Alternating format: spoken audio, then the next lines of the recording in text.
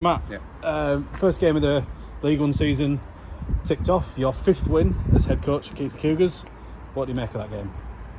I was on the whole pretty pleased with the game, and certainly the outcome and getting that win on the board was good. I thought we were really good in that sort of first 20 minutes. I thought we found a way. We were really sort of direct through the middle. We drew them in from the edges, and then we played simple on the edges with leads and blocks, and we got some good results from that. I think we kind of went away from that a little bit after that, and we started to try and find fancy ways to get over the try line instead of staying that patient, sort of do the things that work really well. But overall, I thought it was a good run out. Cornwall came and had a crack, and we got a good sort of hit out on it. You mentioned there that period after, just before half time, really. Did it look like we lost our way a little bit, and like you say, just tried to overplay a little bit too much? Yeah, I think it was just finding different ways to get the same points on the board, where we worked really effectively before that with good hard carries through that middle to be able to then find the space on that edge. I thought we were playing a little bit to the edge too early, and we were trying to get a little bit fancy to find people on those edges. But we corrected that beginning of the second half, and I thought Cornwall really had a dig in that sort of last 20 minutes of the game, where they found a little bit of ball, a little bit of referees to call, and they come and ask some questions. And I was happy with our defence at the back end there. Probably that first try they scored, when it was really their first set in our end, was a little bit disappointing, but like I say, overall pretty good.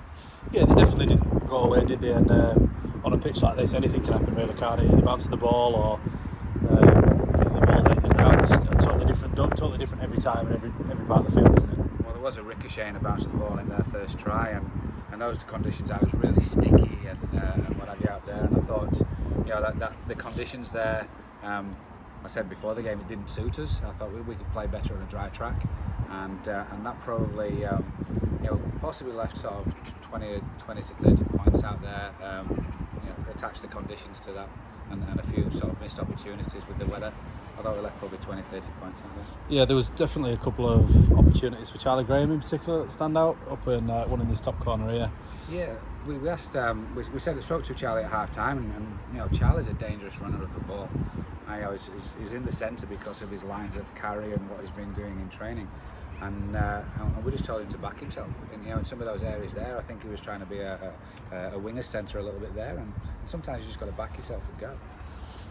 We saw the debut of Alex Bishop today as well. He got 25 minutes towards the back end of the game. You must be quite pleased to see Alex on the field of play. Not many fans will know that he nearly did quite play at Hunslet, didn't he? But just held him back a little bit for the League One campaign. Yeah, he got a little niggle in his calf, probably a compensation injury from the work he's been doing on the operation to his knee in the pre-season. So we pulled him back, and we did some work on that to make sure it was 100% ready to go for today. And I was really pleased. We were planning on 20 minutes, so we got him 25 minutes. And I think it's really important to integrate him in steadily after a long-term injury like that.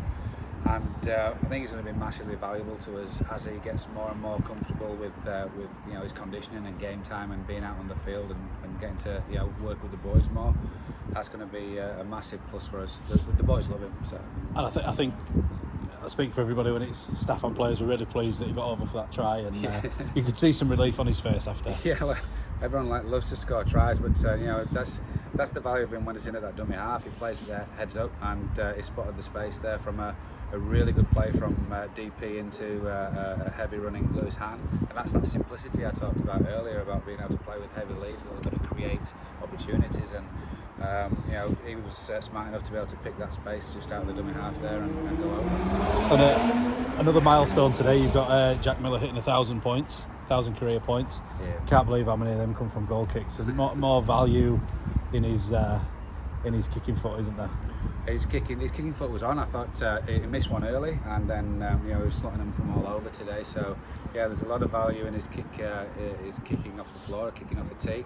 There's also a lot of value in his kicking game in general, and he's a great bloke to have around. He really gels people well together, and I'm proud of him, and I'm certainly very happy for him to be able to get that landmark. But that's it. Now we're into the season. Workington next week at home.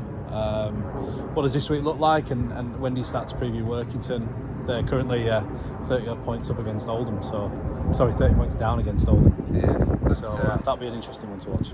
Yeah, I think we'll start having a look at Workington probably Tuesday night. We'll get the review of our own performance. We'll do some of that tonight and tomorrow night, and then we'll start to we'll put some of that what we see into training Tuesday and Wednesday, and at the same time we'll be looking at Workington to see what we can sort of break down to be able to put a game plan together for the weekend. So yeah, happy to be into the season now and get things rolling, and look forward to a pretty tough test against Workington next week.